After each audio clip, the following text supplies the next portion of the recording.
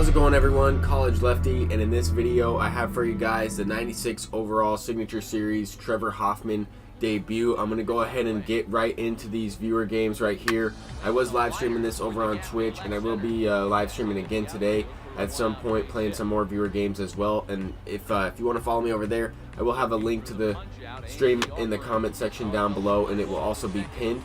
But I wanted to focus on debuting Trevor Hoffman in these viewer games because it would be easier for me to clip a series of innings of him pitching in these shortened 3-inning games against you guys. It would allow me to play against you guys as well as creating a nice debut video, because you guys are so good at the game and always give me tough games, good competition, and great practice. Then I figured I would just use Hoffman right here. Here he is pitching. First time using him. I just recently picked this card up through the XP reward path after I got to gold level 40.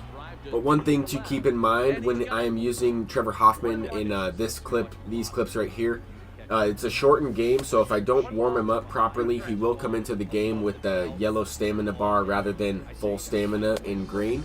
But with friendly games, I am able to use him each game, so that also is helpful. If I were to use Trevor Hoffman in ranked seasons, I might be able to use him for one game, then I might have to rest him for 1 or 2 full games, and then use him again. So rather than doing that, I just wanted to use him in friendlies, but he was pretty good. I mean, he has that slow changeup, really nice 72-mile-an-hour changeup with a lot of break. I think he has 99 control on it with 99 break as well.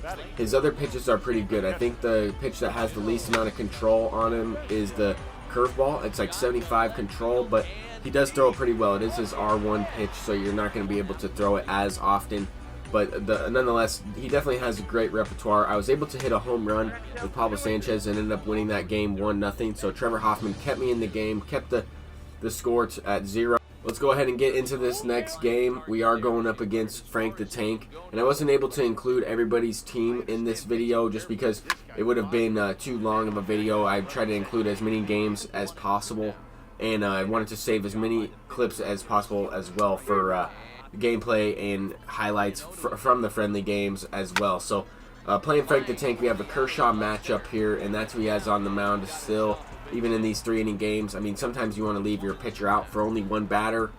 He left his pitcher out for a few batters, and Ichiro is going to hit into a double play. It works out for him there. Just with the shortened innings, it plays interesting with the confidence and the stamina. I do realize that, but there with Suter, I went ahead and brought in Suter right away for Kershaw, and now we have Trevor Hoffman in the game. Didn't really have too much action in this one. Bottom of the 3rd inning, he has a chance to walk it off. I'm using Hoffman in this situation to try and minimize. I wanted to see how clutch he can be, but Frank the Tank is definitely a great player. I have played him in the past, and he has Eddie Matthews up at the plate right here, so he definitely has the matchup advantage with the lefty, the power hitting lefty facing Trevor Hoffman. I wanted to try and focus on throwing that slider, the cutter, the changeup, and try and mix in the curveball there. But that was a changeup below the zone. He offered at it on a 2-1 count. Thank goodness, because I didn't want to fall behind 3-1 and have to throw something over the meat of the plate. There it allowed me to throw another pitch below the zone on a 2-2 count. But now with the 3-2, I'm going with the fastball away, and I missed outside. I went ahead and walked him there. Unfortunate. You never want to put the leadoff guy on base, especially in the bottom of the 3rd inning or what would be the bottom of the 9th. He goes ahead and puts Ricky Henderson on first base, which is a smart move, 99 speed. And then I figured I'd go to a slide step. I thought he was going to be stealing. I hung a change up there, circle change over the middle of the plate, and Trevor Hoffman gets the loss there. And in that last game, I felt like it was not the Cards' fault. That was 100% my fault. I hung the change up. I walked the leadoff guy, and that's why I lost that last game. Great game from Frank the Tank. He's a great player, and now we're going to go ahead and get into this next one. We have Tony Gwynn leading it off with a double. Now we have Ricky Henderson up at the plate facing Chris Archer, and he's going to hit one into left center field gap for a base hit. That's going to score Tony Gwynn as well. I noticed a lot of people have this Ricky Henderson. A lot of people have the Tony Gwynn. We're starting to see some of the same signature series cards being used, but at the same time, the team variety from these viewer games was awesome to see. I mean, I faced Lil Nick had a couple gold players in there. Frank the Tank had some signature series cards, some good live series diamonds as well. And this opponent has like budget Tony Gwynn, you know, flashback Tony Gwynn from the special edition diamonds. He's got the Ian Kinsler, some cards I haven't really gone up against. But I figured I would go with Trevor Hoffman up by a few runs. I wanted to see what he could do and try and use him for a few innings. I wanted to use him for at least a few batters in this shortened 3-inning game. It's tough to use him for more than 1 inning because I guess like every inning you pitch with the pitcher, it treats it as like 3 innings, because with the shortened game, if you're playing a 3-inning game, it treats like 1 full inning like 3 innings in a 9-inning game, if that makes sense, or 1 batter as an inning. So sometimes they can get tired after throwing a few pitches, but I figured I would stick with him anyway because I did have a 3-run lead in this situation. Facing Brooks Robinson, which is another card I haven't really faced that often. I am excited to try this card out, but after just recently picking up Wade Boggs, I don't really need a third baseman right now. I think that Wade Boggs is really good, but this Brooks Robinson is also amazing on defense, and he also brings a good bat, a good righty bat to the lineup. I do have a lot of lefties, as that's something I'm kind of working with in my lineup right now with my team. Now we're in the bottom of the second with 2 down. Trevor Hoffman's starting to get a little bit tired facing Anthony Rizzo. Threw that changeup over the middle of the plate. I wanted it on the outside corner, but I got a little bit early feedback on it, and Hoffman's still effective, even though his stamina is down. He's in the yellow range now. His stamina is down, but his confidence is up, and he's still effective because he does have the slow changeup, and because he does have that confidence as well on most of his pitches. I got the confidence up on the slider. I got it on the fastball as well. That fastball kind of gets on you because the changeup is so slow. And then I went ahead and threw the slider there away. I'm really trying to use mainly 4 of his pitches. I mean, the fastball, the cutter, the changeup, and the slider. I'm going to go ahead and throw the curveball every now and then, but I don't want to use it too often. I mentioned that earlier in this video. Here I'm going to it right here. I think this might have been the first one I threw in that game, and I'm trying to throw below the zone. I don't want that pitch to be hanging and for the opponent to hit it out. Even though I have a 5-run lead, I'm trying to throw the other breaking pitches. I know that his curveball is his worst pitch, even though it's still pretty good. It is definitely his worst pitch. But let's go ahead and get into this next game. We have Frank Thomas up at the plate facing Kershaw again, and I was able to get a couple wins in this one, and I did lose a couple games as well. I mean, you guys saw I took the loss from Frank the Tank. I mean, all these viewer games that I play over on Twitch or on YouTube, whatever the case is, you guys give me amazing games.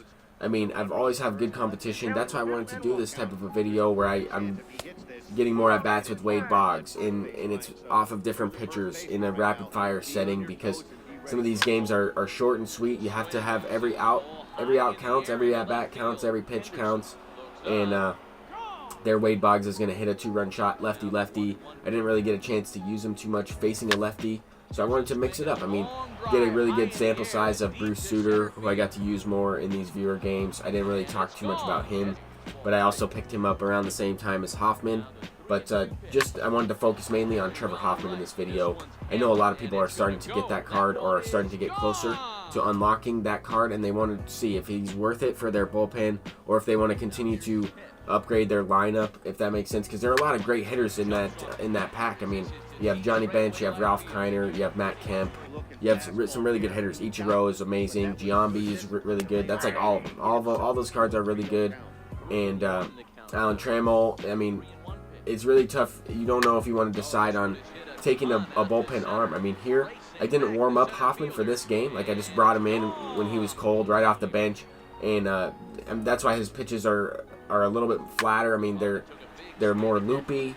They don't have as much break to them, if that makes sense. That's what I mean by more flat and loopy. But they're not. They don't have that sharp break. They don't have that velocity. I didn't mean to bring him in with no confidence and no energy. But after giving up a hit or a home run, when he didn't have any energy, that's the way it can go. I was able to get the win, but I wanted to test some things out. I mean, once he did give up some runs, I wanted to see how he would play and see how he would pitch. These games are on Hall of Fame, so they're not on the toughest difficulty, but they are on like what would be to when you're going for World Series, which is why I wanted to test him on that. But here with Frank Thomas in the next game, I power swung once again, facing Hal Newhouser this time. So this is a good budget lefty to have. If you don't have Vita Blue, I would definitely recommend Hal Newhouser. I talked a little bit about that in my stream. But I was struggling a little bit during these viewer games to get a clutch hit, a base hit with even less than 2 outs and a guy on second or third base. But there I was getting a base hit with 2 outs and a guy on second base. So that was even more of a clutch hit. I was struggling to, I guess, hit with guys in scoring position is really what I'm trying to say. But this opponent is definitely a good hitter. All the guys that I played yesterday were really good players. I hit a little bit better in some games than other games. I got kind of on fire, but this opponent's getting a clutch hit as well. Fred McGriff is ripping a double down the line, and that's what happens when you hang a pitch down the middle. I mean, I threw that splitter over the middle of the plate. I wanted to save Trevor Hoffman for the bottom of the 3rd inning and try and clutch it out with the save opportunity. I was trying to really use him in as many situations as possible.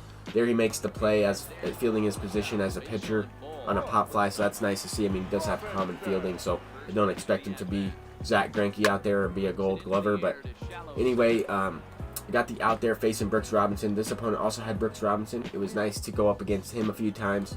Let's go ahead and get into this next one. That last one ended up in the friendly quit.